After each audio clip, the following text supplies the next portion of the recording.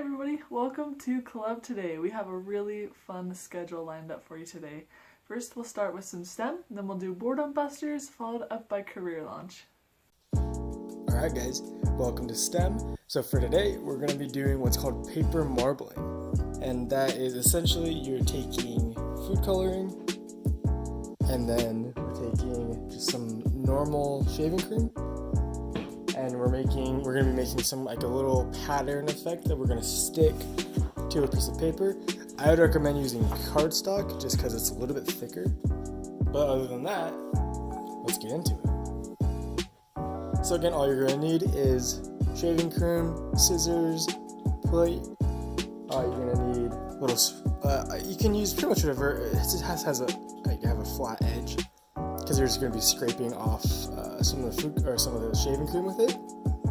You're going to need some toothpicks, a spoon, and then cardstock paper, and then a plate.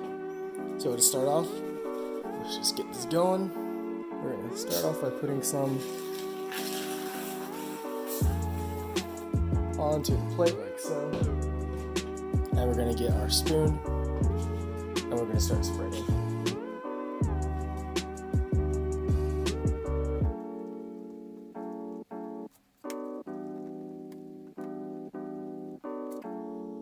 Okay, so that's about good. Just try to get it, as smooth as you can. So we brought the paper towels. Sit down there. Okay, now what we're going to do is we're going to get the food coloring, and we're just going to start putting little drops into the shaving cream. Go.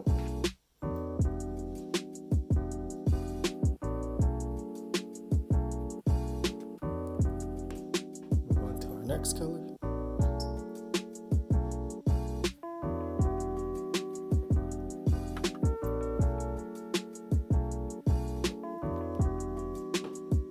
Okay, at this point, we're going to take our toothpick and we're just going to start spreading the pattern. Be careful when you're doing this to not overmix it.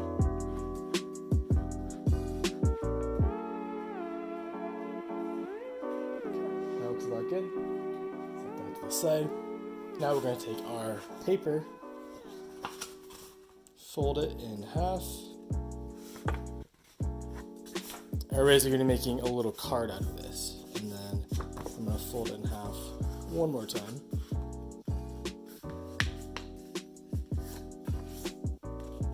Like so.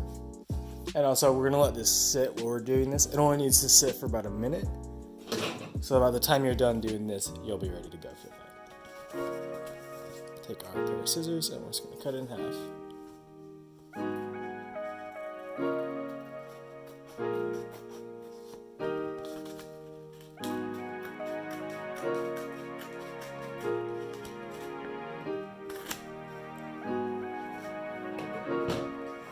So now we have our little card. Next up, this should be ready by the time we're done finishing our card. So we're just going to place it into the center. Try to do it as smoothly as you can so you don't move the pattern around too much.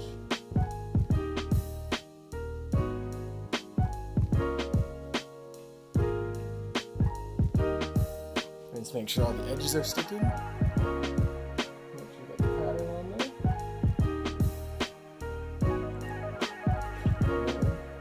All we're going to do is carefully remove it. Grab it from the top fold. Just pull it up. So now we got this, and now I'm going to go and I'm going to scrape it off.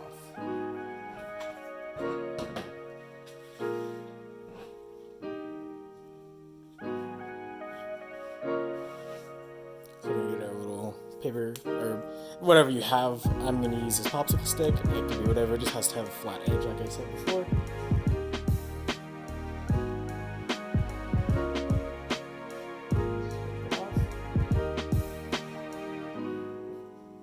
Be careful, it might get a bit messy just because you can grab another one.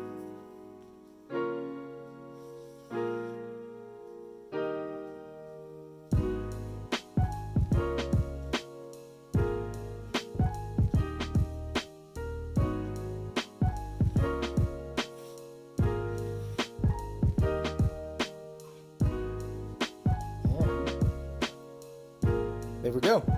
I ended up with a few streaks, but that's alright. I think it's just probably the paper is a little bit too thin. So I'd say the thicker the paper you can get, the better this is going to turn out. But yeah, so other than that, that's about it. So make sure you guys send a picture or a video of yourself doing this to royteen@bgcweberdavis.org. Again, that's royteen@bgcweberdavis.org. Make sure you guys send in your stuff, because I really do want to see what you guys can create out of, what kind of patterns you can do. If you can do a pattern, like something specific, just be creative with it. Other than that, that's all I got for you guys today, so I'll see you guys next time. Thanks for watching. Thanks, Cam, for that awesome STEM lesson. Remember, any submissions need to be sent to royteen@bgcweberdavis.org with your name and prize number that you want to win. Now it is time for Boredom Busters. Hey guys, for today, our activity is going to be a real boredom buster. It's more than just you do it and you're done. We're going to make notebooks, and I mean, the only thing we're gonna have is paper, because we're gonna make everything else, and I'm super excited about this. I have an example that I want to show you, and this is just what I made, and it's super fun, super simple, and basically the sky's the limit for this one. I feel like I say that with all my videos, but this notebook is as generic as you want to make it. It can be black paper, you can make cardboard covers. Literally, this is just something that I made because I liked cactuses. But also, this is my first time ever making a notebook, so this probably doesn't look as good as some of your guys' are gonna look, but the general idea is I'm going to show you how to bind paper together and with thread so that it's a legit notebook and it doesn't fall apart. It's pretty sturdy. And then I'm going to show you how to embroider paper. So it's super simple, super fun, and let's get started. Alright, for this first step, we are going to decide what we're going to use for our cover. In this case, I just used flimsy paper, and it worked just fine, I guess. I haven't done much with it, but if you want to use cardboard, that is more than okay. It just might be a little more work to get the needle through to bind and to embroider, but I think cardboard would be kind of a better option since it keeps your papers together and doesn't let them bend. But what I'm doing for my example is I picked this more thicker paper like cardstock. So this is what we're going to work on. After you've picked your cover, you're going to decide what you want on your cover. So in this case, I chose a cactus. You're welcome to do anything else. In fact, for my example with you guys, I decided to draw a sun, and I want my sun to be in the middle right here. So the first step is to draw your image onto your cardboard. So I have two separate examples, so this is just showing you the steps. So first you draw your image that you want in your cover. This is the third step.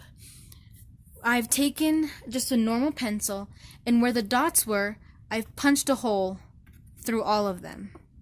So now you can see there's a ton of holes on my paper. And this is what I mean by if you have cardboard, it might be more difficult because your pencil might not get through it as easily as just thick paper. So now, also I've erased all my lines, so now it's just a blank sheet of paper with holes on it. Before I move on to the next step, it's important to remember that keep in mind that you're going to be embroidering this. So having an even number of dots on both sides to get an even stitch is going to help you. Now, the fourth step is to embroider. So taking your needle and going through it. So it's super simple. In your packs I'm going to give you this week, I'm attaching these threads, just like friendship bracelets.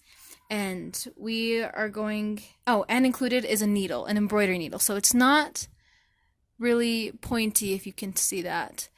And and it has a bigger hole, so it shouldn't be a big of an issue to thread it through. So I fold it in half, I wiggle it through, and I pull. Okay? So now I'm going to pull out the length of yarn or the string that I need, and I'm going to cut it. Alright, so now the fourth step is to just start embroidering.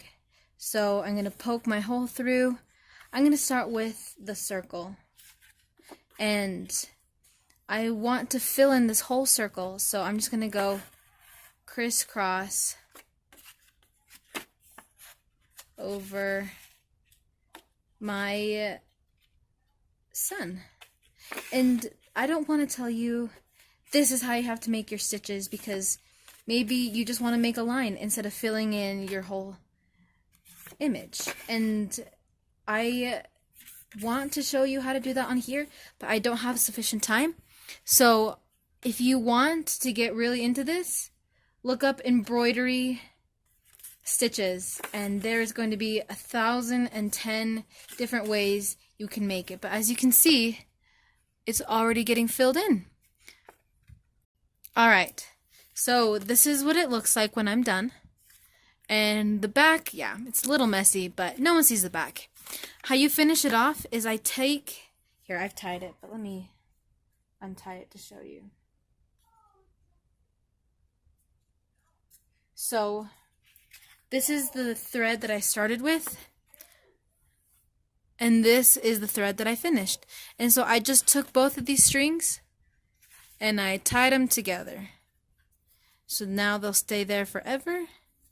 And it was super simple to finish. So it's just a simple knot, and we finished with our cover. Okay, so now I've done the whole process with this cover that I wanted. So yeah, the back still looks very messy, but now I'm ready to begin making my book. So I'm super excited to see how this turns out. But what I've done is I've taken all my paper, I've cut it down to the size that I want, and I've taken the sheets of paper and I've bended them so that when I want to fold and open my book, do you see how much easier it is to fold instead of having to force my paper to bend when it's not already bent? So that's a trick that I learned when I was making this. And to finish up real fast, I decided I wanted this many holes. I don't know if you can see that very well, but these are the number of holes that I want to make for my, what's it called? For my binding. So this is one way that I learned how to bind, but it was a little complicated. So I'm going to stick with something very easy and simple to show you how to bind. So let's get started. Alright, so the first step to bookbinding is taking our needle and sticking it not towards the very top hole, but the second top. Okay, we're going to thread all of our string through, and I did a lot just to make sure I had enough. And so we want to leave a tail because we want to make sure that we're able to knot it at the end, and so that's about the length that I'm leaving mine. So after this, I want to bring it over, so I'm going to thread it again through the back and stick it to the front. Now be careful, because I'm warning you right now, this string knots in the back so easy, so just make sure that you're keeping it pretty straightened out. And there is our first tie. So then we're going to go down to the second one. So, and you're going to have to wrestle with these holes a little bit to try to find where your needle's supposed to go through. Alright, there it is. Make sure our knot doesn't get tied up. We're going to go, down to the next one below. Pull all the way through. And that's our second stitch. Okay? Now we're going to do the same thing. We want to make this come over to the front. So from behind, we're going to stab our needle again to the back. Pull it all the way through. Our tail's sneaking up. And pull tight, and that's our second stitch. Okay, now to make sure we're done with this corner, we are going to, from behind, stick our needle to the very top hole. So this is what it looks like. Ooh. From the front. Come on.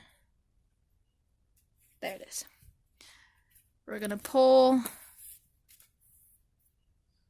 Make sure our, oh, see, there's a knot. Alright, yep, that was another knot I just undid. So I warn you, it'll take a long time. It might take a long time to get knots undone. But if you just keep holding it straight, then it shouldn't be too much of a problem. So we're going to do the same thing that we did, stab it again to the front, so we can get this fun effect on the sides.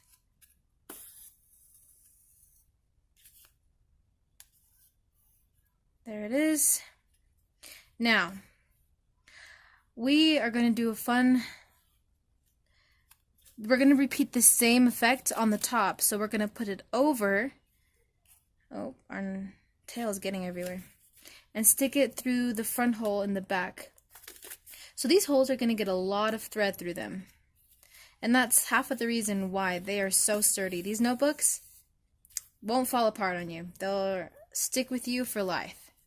So you'll pull tight, and there it is. And now we're just going to close this gap by putting in our needle through the front, pulling tight. Don't let your string get caught on your book. And bam! We have the first 3 stitches of our notebook.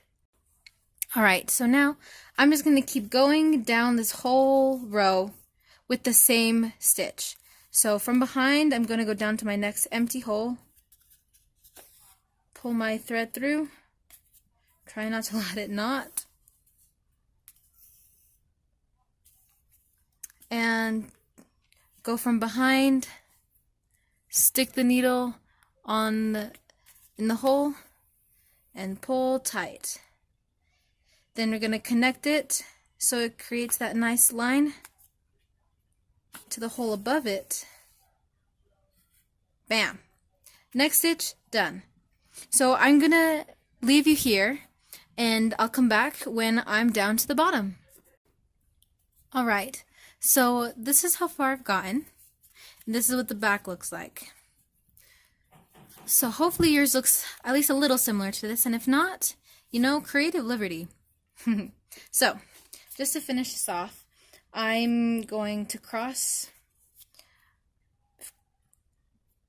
this needle to the top so we can make that line, connecting it to the top. And then on the back, we're going, just like we've done before, I'm going to stick our needle back to the front.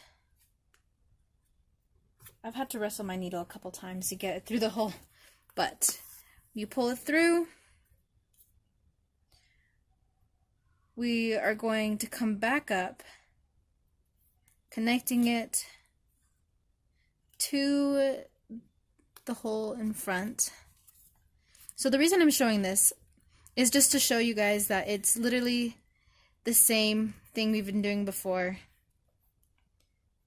It's how we finish, so it's nothing too crazy. Oh, man. Yeah. Well, the camera was off. I can't tell you how many knots I've had to undo in order for this to work. So hopefully you're not struggling as much as I am. But it's still working out pretty well. So, and now at the end, sorry, let me just pull that. What happened? Okay, see, this is another instance where I've messed up, so give me a second to fix it. Alright, so I realized what I did wrong. I just did the order. I didn't loop it before I connected it, so hopefully you didn't make that mistake. But if you did, yeah, just undo it and go back to so that your backs look straight and your front looks just like this. So just to finish it off, we're going to take our back string and connect to the front, just like we did up here. So we're going to go over the top, go to our hole, pull all of it through, and there you go. So now the front and the back look the same. So now we have these extras. So I'm going to cut my string and tie a knot at the top like this, and you can't even tell that it's been knotted. So give me a sec and I will do that as well. So it's ended up like this with my knot tied close so that you can't even tell. And this is the final product. A nice notebook that's pretty secure, and you can see the stitchings on the inside, so it looks legit. And so there you go. I just wanted, before I left you guys, to show you something what I did with my notebook. So you can leave it blank, so it can be a sketchbook, or you can add pockets like I did. You can find a lot of cute things on Pinterest if you want to add a couple things. I also taped 2 of my pages together to make one really big folder, and in here you can put flowers and press it, and honestly the sky is the limit when it comes to the creativity of what you can use your notebook for. But I hope you enjoyed it, and I hope this inspired you to do and create a notebook of your own. Thanks, guys! Hope you all enjoyed that awesome Boredom Busters activity. Now it is time for Career Launch. Hi all, and welcome to Career Launch. Since last week you researched some questions about the career of your choice, this week I wanted you to focus on how your career will affect your lives in the future. So for this week, I'd like you to create a visual collage of your career and your future. You can get as creative as you want, but some things you might need are magazines to cut out of, construction paper or white paper, scissors, crayons, colored pencils, and or markers. You should all have an idea of what career you are interested in. Once you decide on your career, think about how your career will affect your future. For example, will you have to move out of state or out of country with the career of your choice? Once you decide on a career, you're going to create a visual collage, meaning you're going to use magazines, newspapers, or print out pictures, and you're going to cut them out and glue them onto a piece of paper to create a collage. You can even draw pictures as well, or even cut out words instead of pictures. Some things you might want to include in your visual collage are a visual of your career, a visual of where you're going to live in the future, whether it's in Utah or out of state or out of country, a visual of your future house, a visual of how many cars you want, a visual of if you want to get married, how many kids you want, how many pets you want, or if you don't want to get married at all. Anything that can represent your future in comparison to this career. For example, in my collage, I would use an airplane to represent my move from New York to Utah. I would also get cutouts of my college logos, St. Joseph's College and Weber State University, to represent the 2 colleges that I went to. And I would also maybe show an apple or a desk to represent that I am a teacher, and an orange cat because I have a cat named Richard. This is an example of what a collage would look like when you're done with your project. So when you're done with your collage, please take a picture of it and send it with your name and your prize number to royteen@bgcweberdavis.org. See you next time. Alright, that wraps it up for today. We are so grateful that you're all here, and remember to send any submissions to royteen@bgcweberdavis.org, and we will see you all tomorrow.